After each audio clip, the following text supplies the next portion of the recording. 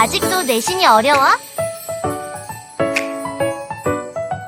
내신은 역시 더국어 논술학원입니다. 가지고 가보도록 할게요. 오늘 배운 부분이 어디서부터야? 인조 다음에 효종, 현종, 숙종. 엄청 많다. 그치? 오늘은 더 이어서 경종과 영종, 정조까지 마무리 지어서 쭉 끝내볼 것입니다. 와! 너무 좋아요. 자, 인조 때 우리가 기억해줘야 되는 세 가지 사건은 이제 너무 익숙해서 빠르게 정리 가능하죠. 첫 번째는 인조반정. 이괄의 난. 인조반정이라고 해도 좋아요. 이괄의 난. 인조반정 때 누가 국정을 주도하게 됐어? 그렇지. 서인이 주도하게 되고 남인은 참여하는 양상 서인주도. 자, 이괄의 난과 그리고 강해군의 복수를 명분으로 이 후금이 쳐들어왔던 사건은 그렇지. 정묘호란 후금. 그래서 우리 조선과는 형제의 관계를 맺게 되었었다. 이번에는 후금이 국호를 바꿨어요. 지호야, 후금이 뭐라고 국호를 바꿨어? 국호를 무엇이라고 바꿨을까요? 청이라고 국호를 바꿨었죠. 누가? 홍타이지라고 하는 청나라의 태종이. 그래서 우리나라 조선한테 무엇을 요구했다? 군신관계를 요구했다. 그것은 병자호란이 되겠습니다. 아시겠죠? 병자호란. 병자호란 때는 이제 청나라가 쳐들어오게 된 것이고, 우리는 이 병자호란 끝에 국가의 치욕이라고 하죠. 자, 병자호란이 일어나게 되면서 우리는 이 청나라와 군신관계를 체결하게 되었습니다. 자, 효종 때는 효종은 독립 때문이거든요. 원래 이제 책봉되었었던 세자는 누구였어? 소현세자였어. 그런데 병자호란 이후에 이제 포로로 끌려갔다가 다시 이제 돌아왔을 때부터 건강 상태가 급격하게 안 좋아지면서 급사하게 되고, 그러면서 독립대군이 효종 왕위에 오르게 됐습니다. 효종은요, 송시열, 서인의 송시열과 함께 국벌을 추진하게 되는 것이죠. 국벌 추진을 했다. 그러나 누가 사망하게 되면서 효종께서 갑자기 사망하게 되면서 국벌은 시행되지 못했다 라는 이야기 했죠. 자, 그리고 효종께서 사망하게 되다 현종이 즉위하게 되었을 때, 현종이 왕위에 올랐을 때 무엇이 일어났었다? 두 차례의 자의대위, 장렬왕후 조씨가 상복을 입는 기간을 두고 예속논쟁이 일어났다. 1차 예속논쟁, 2차 예속논쟁 이렇게 일어나게 되는 것이죠. 1차 예속논쟁 때는요, 4대부의 예법을 그대로 적용해야 된다라고 주장했었던 그들의 주장의 근거에는 무엇이 있었다? 주장아래가 있었다. 그렇지, 서인이죠. 1차는 서인이 승리를 합니다. 2차에서는 누가 승리를 했다? 남인이 승리를 하게 되면서 정계는 남인 쪽으로 기울게 되었습니다. 자, 그러다가 들어오세요. 숙종 때 3번의 환국이 일어났습니다. 경신, 기사, 갑술, 환국이 일어나게 되는 것이죠. 자, 이 경신왕국에서는요, 허적 기름유약 사건과 엮어가지고 허적의 서자였었던 이 허견이 업무를 꾀하려고 했었다라고 하게 되면서 이 중심이 되는 남인 세력들이 축출이 되게 됐습니다. 자, 그래서 경신왕국 끝에 요건 별로 중요하지 않아, 얘들아. 경신, 기사, 갑술은 외울 필요 없어요. 여러분들이 외워야 되는 건 뭐야? 무오갑자, 기묘을사, 사화 순서는 꼭 외워주세요. 아시겠죠? 경신왕국, 기사왕국, 갑술왕국이 있는데, 경신왕국 때는요, 자습하다가 준비되면 선생님한테 이야기하세요. 준비해서.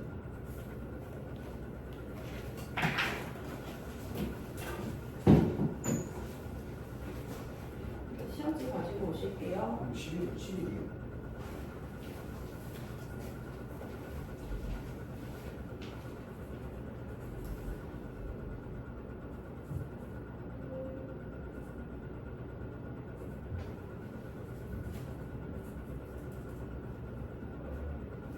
자, 우리 친구들 계속 책에서 친구들이 들어와가지고 수업이 매끄럽지 못한 점 죄송합니다. 자, 경신왕국부터 이어서 갈게요. 경신왕국 때는 그래서 남인 세력이 제거가 되면서 서인이 승리를 했죠. 서인이 주도를 하게 되었고, 그리고 기사왕국 때는요, 서인 세력이 밀리게 됩니다. 왜? 이 서인의 집안이었었던 당시 숙종의 비 인현왕후가 폐위되고 희빈장씨가 왕비로, 그리고 희빈장씨가 낳았었던 아들 바로 이 윤의 정후 문제를 놓고 서인과 남인이 대립했지만 그 윤이 희빈장씨의 아들이 왕위에 오르게 됩니다. 그게 바로 경종이에요. 두둔. 자, 그래서 서인 세력 밀리고 희빈장씨를 지지했었던 남인 세력들이 승리를 하게 되었었다. 자, 이윽고 이 서인들도 가만히 있으면 안 될 거 아니에요. 그죠? 그래서 폐위된 이 민씨 인현왕후를 다시 복위하자고 했었었던 복위운동이 일어나게 되면서 남인 세력은 그에 반대했었거든요. 남인 세력 축출됩니다.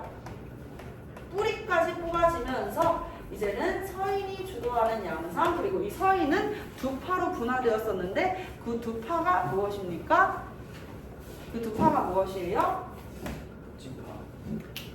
노론과 소론. 노론이 중시했었던 거. 자, 북벌의 송시열도 노론이었었다라는 이야기 했었잖아요. 그쵸? 노론이 중시한 건 다리 떨지 않고 소론이 중시한 것은 무엇이었다? 노론이 중시한 거 얘기하고 있었는데, 자, 노론이 중시한 것은 대의 명분을 중시하고 민생 안정을 중시했었죠. 소론은요, 무엇을 중시해? 실리를 중시하였습니다. 이런 모습.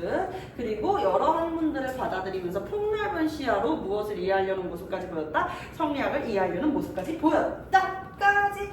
그리고 경종은요, 아까 이야기한 것처럼 이제 희빈장씨의 아들이었는데요, 왕위에 오릅니다. 근데 숙종한테는 선생님이 몇 명의 여자가 있었다 그랬죠?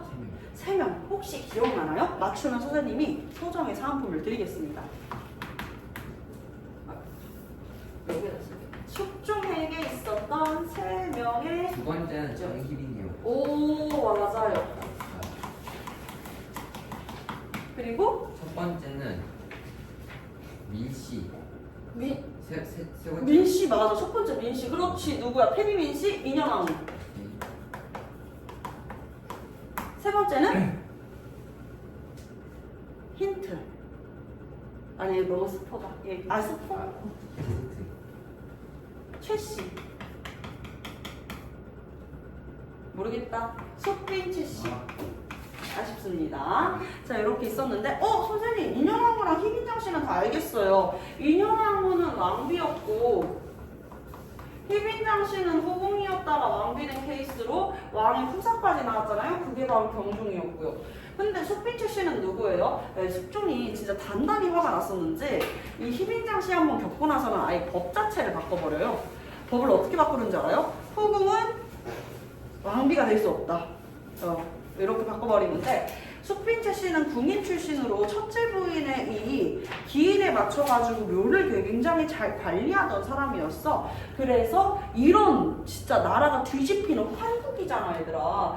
이런 환국의 상황에서도 자신의 일을 묵묵하게 해내는 모습에 감동하게 되면서 결국에는 이 숙빈채 씨가 왕으로부터 승은을 입게 돼서 아들이 태어납니다. 그 아들은 누구였을까요? 경종.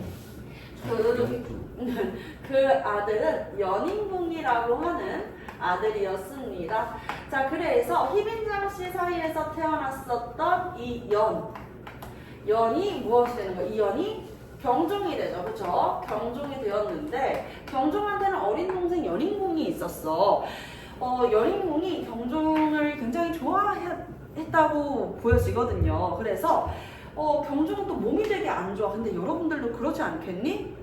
여러분들 나를 낳아준 엄마가 모든 이 국론에 모든 이 나라의 혼란의 중심에 있대. 국론 분열의 중심에 있다고 얘기하면서 사약 맞아서 우리 엄마 죽었어. 그럼 나도 진짜 가슴 찢어질 것 같고 몸도 되게 안 좋아질 것 같아. 그래서 병종도 몸이 안 좋았는데 이걸 걱정했었던 연인공이 형을 위한 이복형을 위한 밥을 차려주게 됩니다. 수라를 차려주게 되는데 거기에는 정말 맛있는, 선생님은 못 먹지만 갑각류 알러지라서 못 먹지만요, 여러분들은 좋아하는 간장게장, 밥도둑이죠. 자, 간장게장이랑 아주 떫은 단감을 함께 올리게 됩니다. 청사살이. 네? 청산가리. 청사가리가 뭐야? 불가사리인가요? 자, 근데 이 단감과 게는요 상극이었던 거죠. 그래서 결국에는 이 경종께서 시름시름 앓다가 돌아가십니다. 그리고 왕이 오는 게 연인궁이죠. 연인궁이 누가 되는 거예요? 오늘날의 영조인 것이죠. 이해되셨을까요? 영조께서는 펼쳤었던 정치가 지금은 묘호가 뭐예요? 대단하다는 의미를 가지고 있는 조라고 하는 묘호죠. 여러분들 대단한 사람한테만 조라는 묘호가 붙는데 선조나 인조는 왜 조라는 묘호가 붙었어? 임진왜란, 인조는 정묘호란, 병자호란. 그치? 나라가 진짜 휘청였었던 위기에서 다시 나라를 살리는 임금이었기 때문에 이렇게 조라는 묘호가 붙었는데, 영조정조께서는 왜 이 조라는 묘호가 붙었냐면, 그 이야기를 하자면 우리가 다음 주에 배우게 될 세도정치로 넘어가게 됩니다. 세도정치, 우리 보면은 광인, 효현, 숙경영, 정순, 헌철, 고순 이렇게 끝나잖아. 그치? 정조 다음에 누구야? 정순, 헌철, 순종. 그렇지. 순조잖아. 어라? 정조의 어린 아들이 조자라고? 나중에 이제 순조 때부터는 세도 정치가 시작이 돼요. 어린 임금이 왕위에 오르게 되면서 일부 능력 있고 힘 있는 신하들의 집안들이 정치를 휘어잡는단 말이야. 그게 세도 정치인데, 우리 순조의 아내가, 순조 다음에 누구야? 헌종이지. 헌종한테 이렇게 이야기를 해요. 헌종과 철종한테 이야기를 해가지고, 아니 우리 남편 조로 끝나는 게 뭐야? 또 멋있는 묘호 없어? 종이라는 묘호 말고 좀 멋있는 묘호를 올려줘 해가지고 조라고 올려줘요.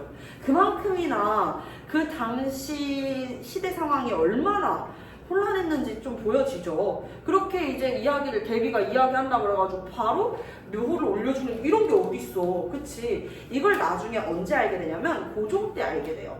고종께서 선대의 이야기들을 보다가 어라? 순조께서 조라는 묘호를 쓰신다고?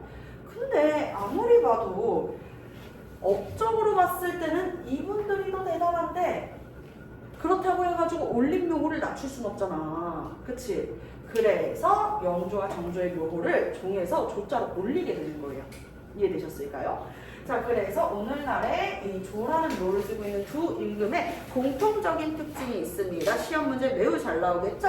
공통적인 특징 두 가지 짚어갈게요. 체크 포인트 보시죠. 첫 번째 특징은 무엇이냐면요, 바로 탕평 정치를 추구했다는 것입니다. 탕평 정치를 추구했다라는 것입니다.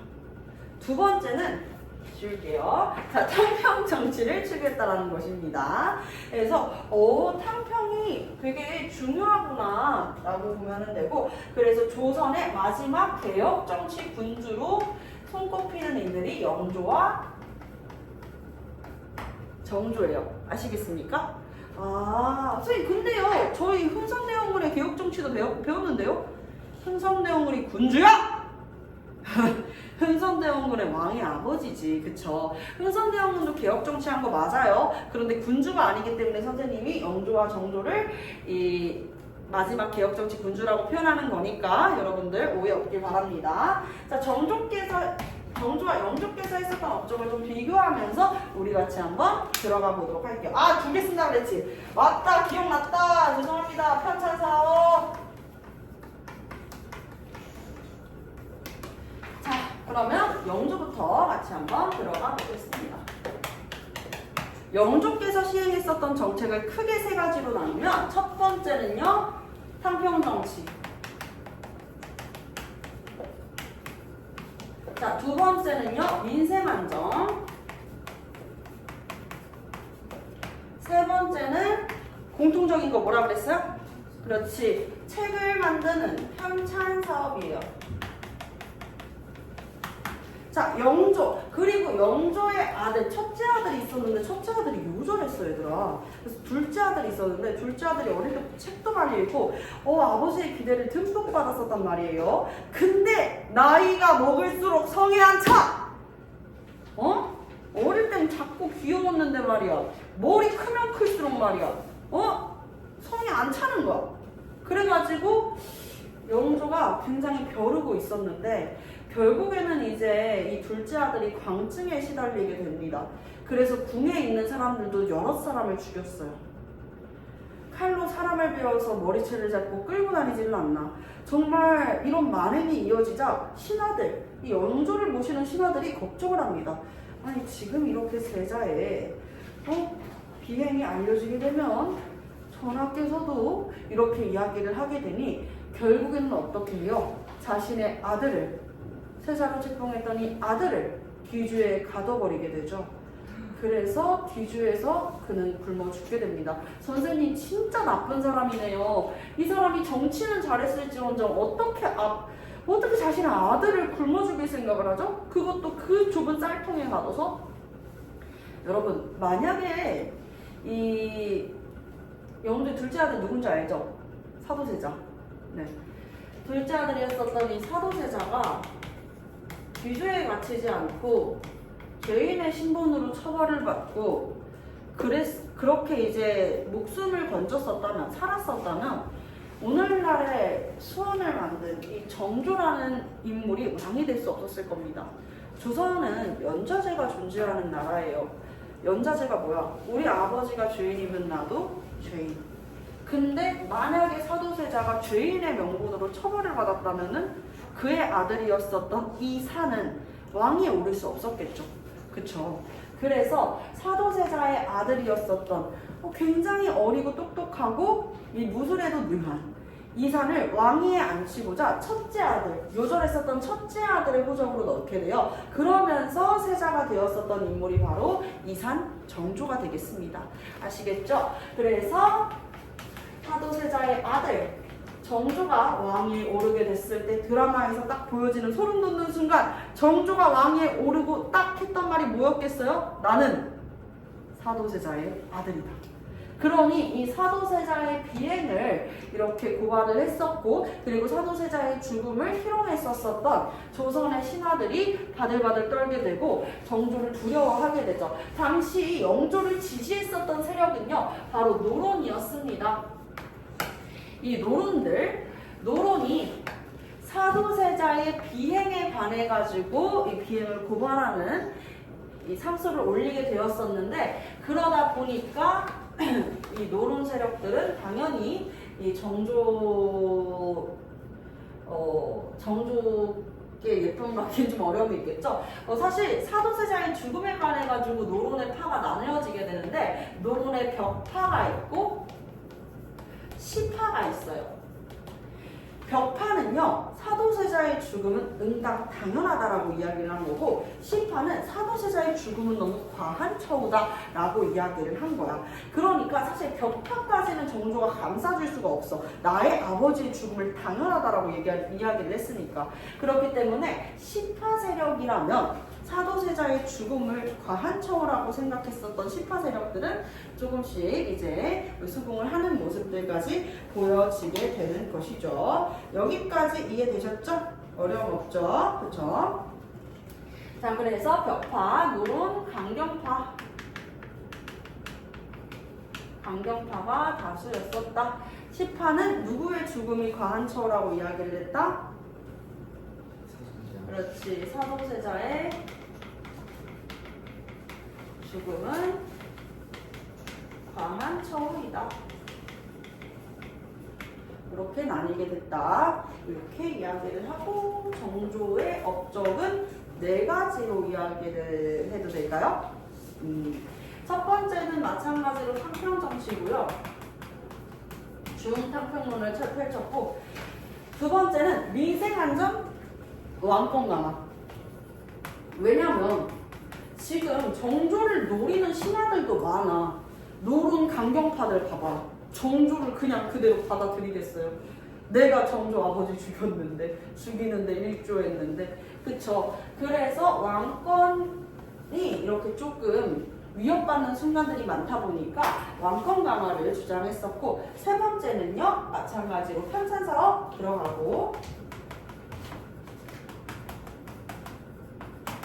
왕권 강화랑 맞물려서 네 번째, 이 네 번째가 바로 상공업 발달이 되겠습니다. 오늘은 여기까지 설명하고 끝내봅니다. 준비되셨죠? 시작해 볼게요.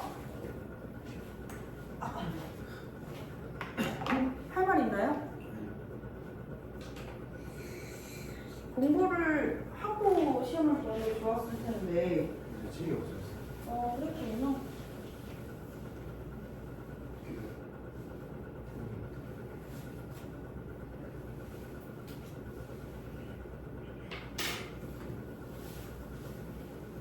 준비됐나요? 네, 좋습니다. 이어서 가보도록 할게요. 자, 탕평 정치, 영조가 이제 탕평 정치를 하겠다고 이야기를 했어. 근데 신하들이 이거를 믿어, 안 믿어?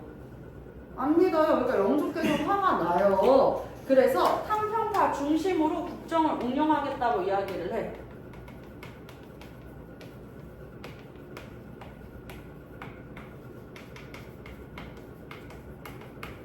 그래도 아니 당파에 가리지 않고 능력 있는 인재를 평등하게 평등하게 등용하겠다고. 그 말을 누가 믿나? 영조, 당신 지지하고 있는 세력은 노론이야. 노론, 소론 아니고 노론, 소론까지 우리 소론까지 써주겠다고? 우리가 뭘 믿고? 라고 이야기를 할 수 있잖아요. 그래서 성균관에다가 그냥 대놓고 입구에다가 크게 뭘 세워버려요? 성균관 입구에 탕평비를 건립합니다. 탕평비를 건립한다. 내가 얘기했지? 당파에 가리지 않고 능력 있는 인재들 골라 쓴다고. 내가 약속할게. 임금이 비석으로서 맹세를 한 거야, 얘들아. 두 번째는요, 서원을 정리해요. 서원이 뭐야? 공당의 근거지가 되는 곳이었어. 필기 해놓으세요. 공당의 근거지가 되는 곳이었다. 오늘은 선생님이 지금 13강 내용 같은 경우에는 칠판에 써주는 내용이랑 교재에 없는 내용들이 좀 있어요. 칠판에 이제 쓰는 내용이 교재에 없는 내용들도 있으니까 그 내용들 꼭 써 넣으셔야겠죠. 그쵸? 자, 그리고 이어가지고 말씀을 드리면은, 아니 이래도 못 믿는다? 그럼 인사권을 가지고 있는, 강력한 권력을 가지고 있는 사람의 권력을 빼앗아 버리겠다. 아까 우리 인사권에 강한 벼슬직 누가 있다 그랬었죠? 인사권. 정답! 누구라고? 이조전랑이라고 얘기했죠. 이조전랑의 권한을 약화시킵니다. 이조전랑의 권한을 약화시킨다. 이 벼슬직의 권한을 약화시키는 게 뭐가 도움이 돼요?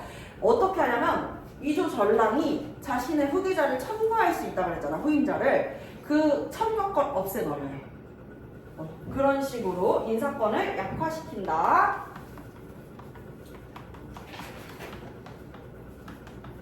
자, 민생안정으로 들어가 보도록 하겠습니다. 영조께서 펼친 업적 중에서도 청계천 준천 사업이 잘 알려져 있고, 그리고 두 번째는 무엇이냐면요. 자, 영정법. 죄송합니다. 영정법 말고 군역법. 균등하게 의무를 지는 군역법을 실시한다. 이제 조선 후기에 들어가지고는, 전기에는 우리가 무조건 중앙군 제도가 5위라고 하는 제도가 있었잖아. 16세 이상부터 60세까지의 양인 남성들은 무조건 어디를 가야 된다? 군대를 가야 된다. 근데 후기는요 모병제로 바뀌었어요. 그쵸? 그런데 그렇다고 모병이면은 저 갈게요. 그럼 넌 갈 거야? 저 안 가요? 그래 그럼 가지 마라. 이게 끝이 아니야. 조선 후기에는 5군용 체제로 바뀌기는 했는데 그렇다고 남자들이 군대를 안 가냐? 군대를 안 갈 남자들은 군포를 내야 됐어요. 군포를 납부를 해야 된다. 만약에 군대를 안 갈 거면.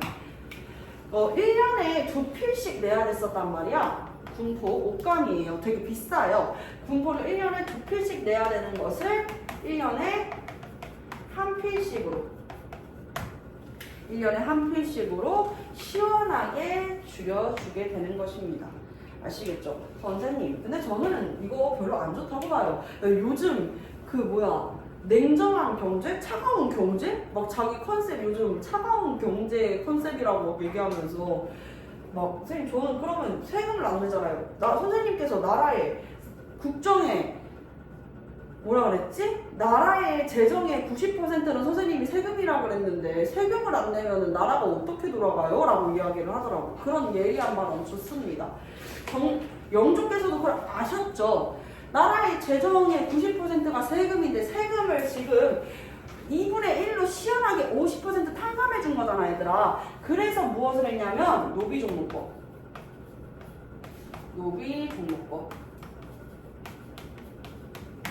노비종목법이 무엇이냐면 조선은 법제적으로 양천제였죠? 양인과 천민이 있었어. 근데 양인 부모 한 명과 천민 부모 한 명씩 이렇게 엄마 아빠가 양인과 천민으로 만나가지고 아이를 낳았어. 그럼 그 아이는 당연히 뭐야? 천민이겠지. 그런데 만약 엄마가 양인이면은 아빠가 천민이어도 엄마의 이 성을 따라간다. 그럼 뭐가 된다? 양인이 된다. 좋은 거예요? 뭐가 좋은 거죠? 얘들아, 천민은 세금 낼까 안 낼까? 재산으로 귀속됐기 때문에 세금 내지 않았었다 그랬었죠. 그런데 만약에 노비종목법을 하게 되면 어머니의 종을 따라가지고 양인이 될 수 있는 거잖아. 그러면 세금을 내야 되지. 근데 봐봐, 재현아, 세금 안 내고 재산으로 귀속되는 천민 할래? 아니면은 차라리 세금 내고 양인 할래? 양인하고 싶죠. 그쵸? 그러니까 사람들이 세금을 내게 되죠. 노비종목법입니다. 아시겠죠? 자, 그리고 영조께서 실시했었던 편찬사업 중에 하나는 무엇이냐면 우리가 조선에 다 있어요?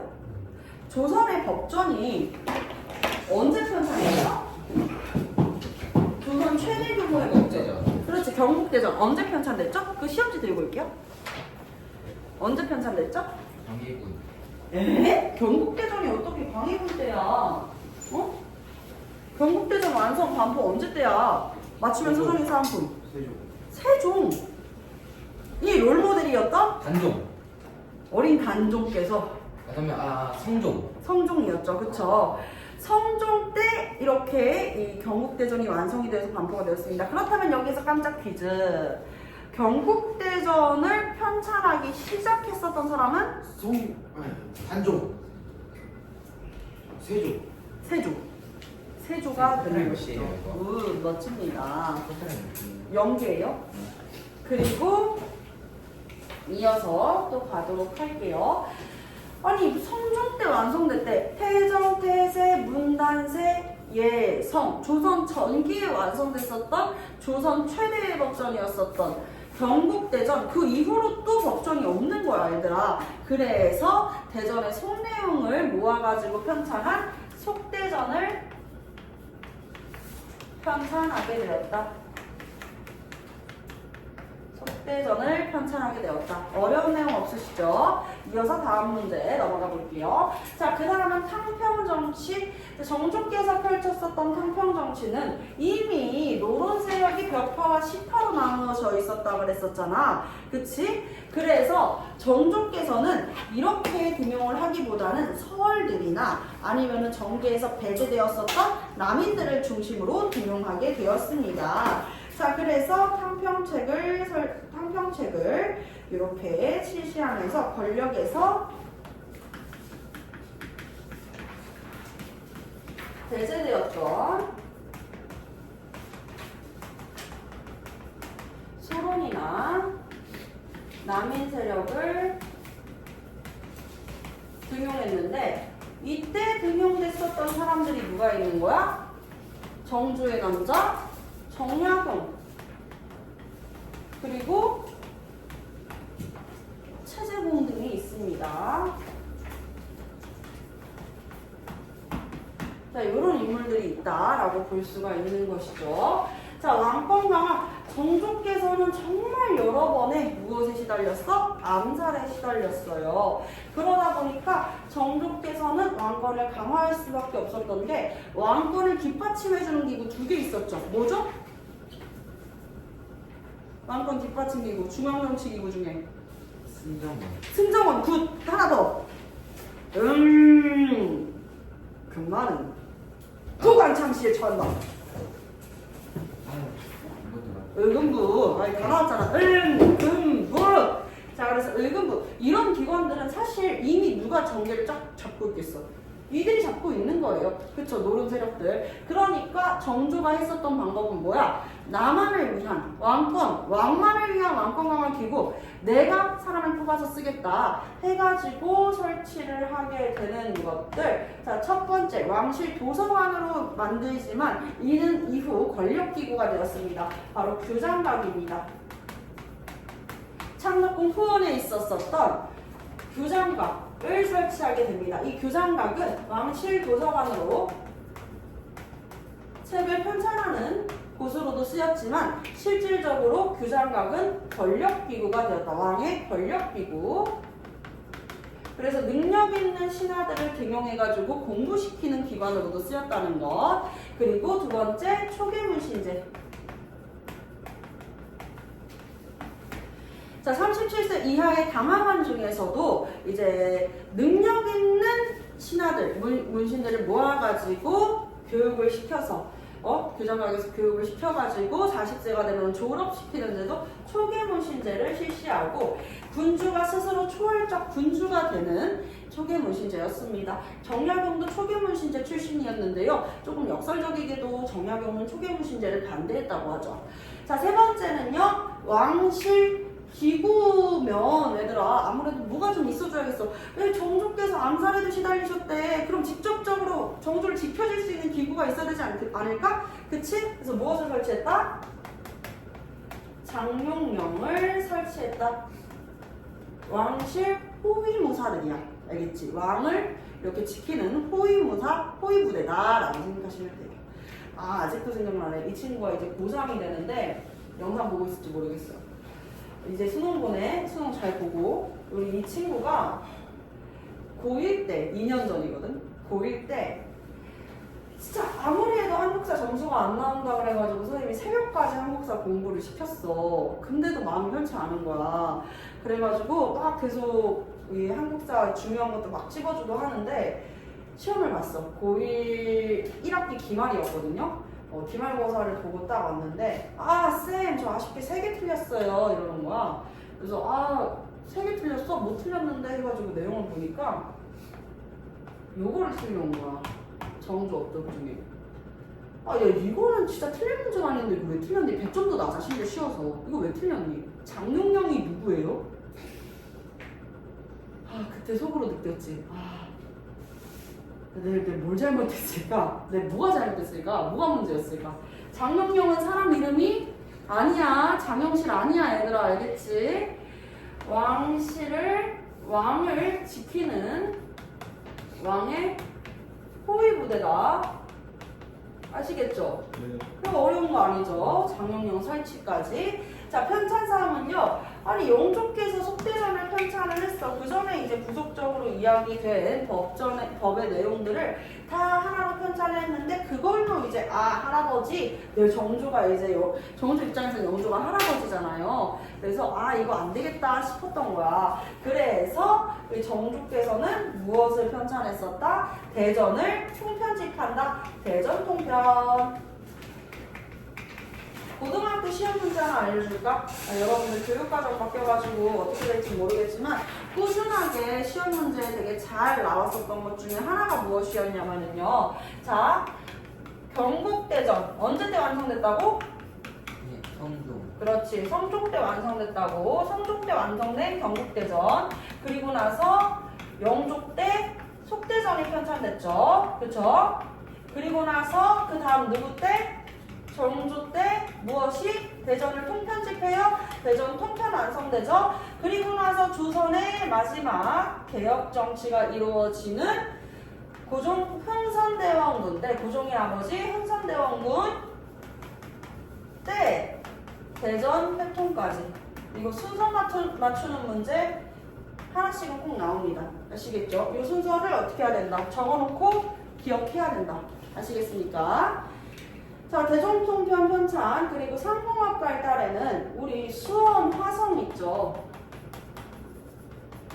수원 화성을 설치를 하는데 수원 화성은요 군사적인 요충지이기도 하고 정치적인 요충지이기도 하고 그리고 더불어 가지고 상공업, 상업 요충지이기도 했습니다. 상업 활동도 잘할 수 있는 요충지였었단 말이야. 그래서 수원 화성을 설치했다. 우리는 이 수원 화성이 있는 수원이라는 시에 살고 있지 않습니까? 자부심 정말 많이 들지 않나요? 소희는 요즘 수원 화성을 정말 많이 가고 있습니다.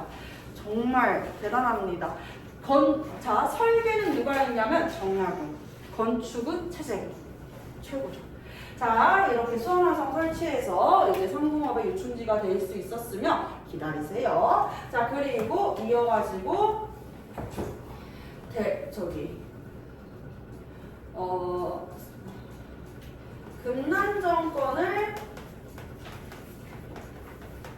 금난정권을 폐지하는 신해통공까지. 여기 조금 어려워. 무슨 말인지 모를 수 있지? 설명해 줄 거야. 잘 들어야 돼. 난점이라고 해서 길거리에서 그냥 아무 데서나 상업활동을 하는 사람들이야. 자유롭게 상업활동을 하는 사람들. 근데 원래 국가의 승인을 받아야 되잖아. 국가의 허가를 받은 상인들이 있어야 되잖아. 그치? 근데 이들은 국가의 허가를 받지 않은 상인들이거든요. 난전은 그냥 자유롭게 남을 팔고 하는 사람들이야. 이 난전의 권리를 금할 수 있는 권한이 이제 나라에 허가된 상인들한테는 있었어. 그들을 우리가 뭐라고 할까? 시전상인이라 그래. 아, 난전에 반대되는 것은 시전상인이구나. 이해되세요? 시전상인들? 국가에다가 허락을 받은 거니까, 그치? 자, 그래서 시전상인들은 난전한테 가가지고, 야! 뭐 하는 건데? 여기서 장사하지 말라고! 이렇게 할 수가 있었단 말이죠. 그쵸? 그런데 이렇게 장사하지 말라고 소리치면서 난전의 권한을 금지시킬 수 있었던 금난정권 자체를 폐지하면서 난전도 자유롭게 상업활동을 할 수 있게 해 주었습니다. 그것을 신해통공이라고 하면서 상공업이 발달됐다. 여기까지. 자, 그럼 우리 뒤에 있는 문제까지 풀어보면서 오늘 수업 마쳐보겠습니다. 고생 많았습니다. 안녕!